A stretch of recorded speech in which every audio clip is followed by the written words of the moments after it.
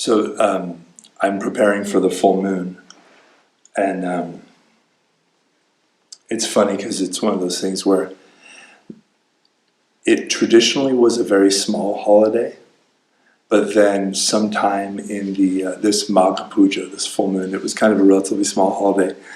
But during the reign of some Thai king, King Rama IV, he really liked it, and he made it like a national holiday. And then other South Asian and Southeast Asian countries started to pick it up and got bigger. So when I was reading about the holiday, I was like, oh man, there's not much there. It's kind of like a very simple story, and there's not a really big hook or punchline. So I'm reading and reading and reading. And then I started to kind of find my way in. And part of the heart of this story is some contemplative, some local philosopher comes to the Buddha, and he's like, hey man, let me tell you my trip. Let me tell you what I think, how it goes. And he tells him, the Buddha's like, oh, very nice. And the Buddha very gently starts to walk him through some of his blind spots. And the very first thing the Buddha says to him is, when people think they have the world figured out, when we develop a view, this is the word diti in the ancient Pali language, a view, when we develop a way of seeing the world, a way of characterizing and categorizing the world, very often we get trapped. And it becomes our default way of seeing the thing. And we don't even notice it, but the lenses slam over our eyes, and that's how we see the world. And if we're not careful, we forget that we were ever wearing glasses in the first place. We forget that we have just developed an idea about the world.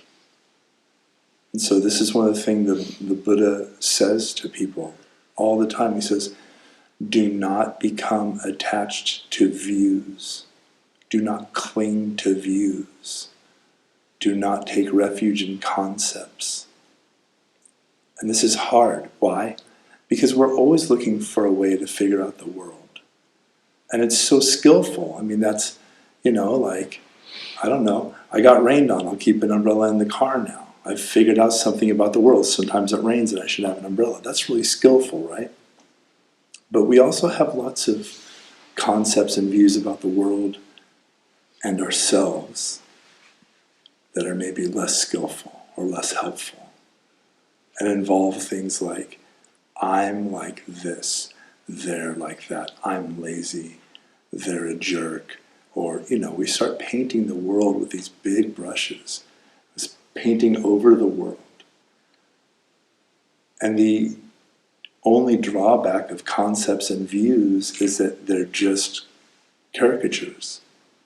They can only ever be temporary, personal, contingent, and should not let them become invisible. So he's talking to this guy, and he's kind of walking him gently through, seeing, oh, you've decided the world is a certain way, and now you're painting your whole bias on that world, and you're losing touch with your actual lived experience.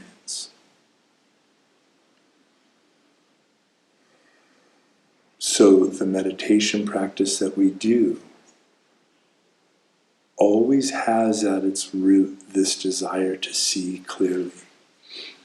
This is that word vipassana. You've probably heard that word before. And one of the ways of thinking about vipassana, pasana means to see, and vi means deeply or penetrating. So it's a way of seeing deeply into our experience. So we sit, we try to come to stillness, just like if you're looking through a shaky camera, you won't be able to see very well. So we keep the camera still, the camera of our mind. And we start to make friends with this way of being still and calm and open and receptive. So, if you aren't already, I invite you to find a comfortable way of sitting. And even though we all know that we're, you know, we have lots of goals and lots of, you know, techniques and practices, and that's all very skillful. But at the root of our practice is to be present as much as possible in an open, intimate, non-dual way.